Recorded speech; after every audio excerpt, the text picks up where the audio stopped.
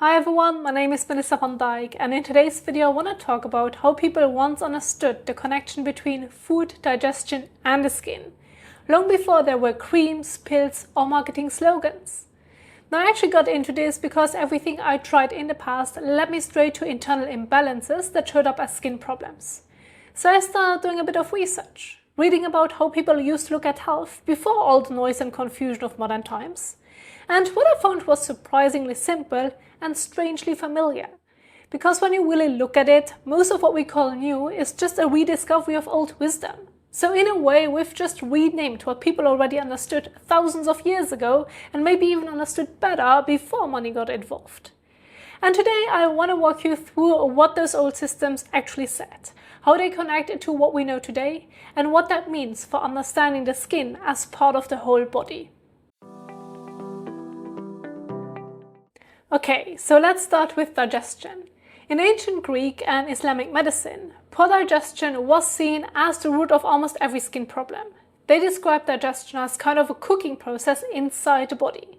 Now, cooked didn't mean heated like food in a pan. It meant properly transformed by your inner digestive fire, what they called the stomach and liver's natural warmth. If that process worked well, food turned into clean, nourishing blood, and that fed the whole body.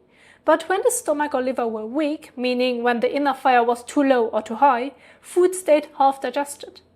And that leftover material would spoil, create impurities in the blood, and the body, being smart, would try to push those impurities out through the skin. In practice, that could look like acne breakouts, oily skin, redness, eczema or rashes. So it was basically the skin taking over part of the body's waste removal.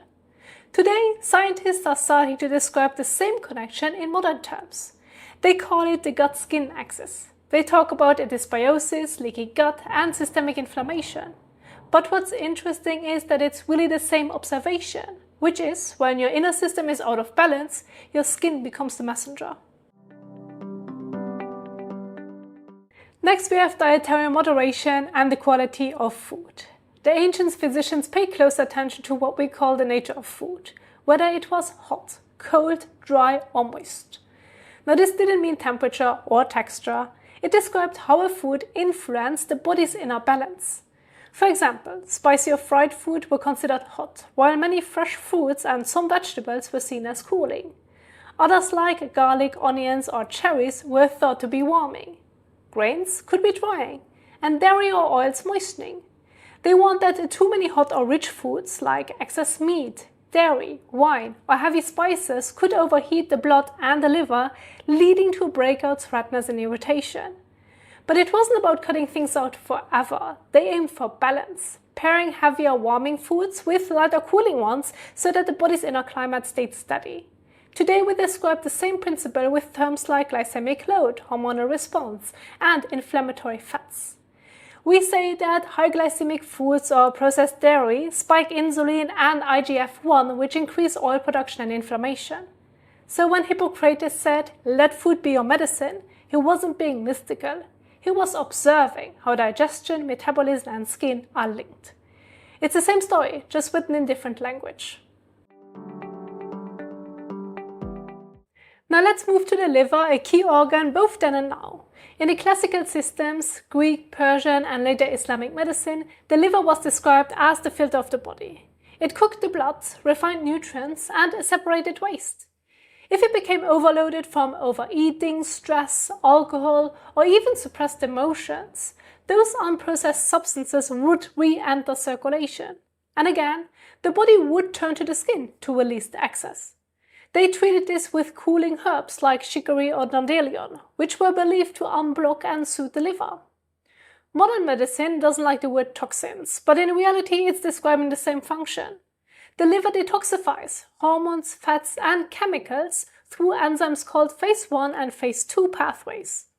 When those become sluggish from nutrient deficiencies or too many processed foods, your body doesn't eliminate waste efficiently. Hormones recirculate. Inflammation rises and the skin becomes the outlet. So when the ancients said the liver is overheated and pushing waste to the skin, they weren't wrong, they just used different words. It's still about detoxification overload, only now we see it in lab reports instead of symptoms. And if the liver can't cope, the next system to feel it is the emotional one. The Greeks and Persians believed emotions directly shape physical health. They didn't separate mind and body like we do today. Everything influences everything. Anger was thought to heat the liver and blood. Worry was said to weaken the spleen and digestion. And sadness or fear could drain the heart's energy, making the skin pale, dry, or lifeless. So when they treated acne or eczema, they talked about calming anger, managing stress, and improving sleep. Today, modern research actually studies how stress and emotions affect the immune system. We now know that cortisol, our main stress hormone, increases oil production, slows healing, and even changes the bacteria living on your skin. Chronic stress literally shifts your internal chemistry, which means that it affects your detoxification process. So again, ancient observation, modern vocabulary. They said anger heats the liver. We say stress raises cortisol and inflammation. Same experience, different words. And finally, let's talk about the skin itself. If you've ever gone through endless cleansers, treatments or prescriptions and felt your skin only got worse, you will probably relate to this. Ancient healers treated the skin gently. They used simple ingredients like honey, clay, sulfur, rose water and herbs to calm, purify and restore balance. They believed that harsh treatment only provoked more heat and irritation. Their goal wasn't to strip away imperfections. It was to bring the skin back into harmony with the rest of the body. Now, to be fair, dermatology is finally saying the same thing. Over-cleansing damages the skin barrier, and an injured barrier leads to more inflammation and breakouts. But instead of learning from that simplicity, we created an endless cycle of fixing what products first caused. It's a full circle, the same truth, just hidden under layers of new names. Now the Greeks, the Persians, the early physicians, they all saw a single chain: gut, liver, blood, skin. They didn't separate it one from the other, it was one continuous system. And modern research is only just beginning to circle back to that idea, calling it the gut-liver-skin axis. It's still considered new, still debated, but it's really the same truth dressed up in different language. The same insight, just wearing a lab coat instead of a linen robe. But my point here is that somewhere along the way, we stopped treating the body as one connected system and started treating symptoms as isolated problems. Maybe because it made our approach look more specialized, more professional, more advanced.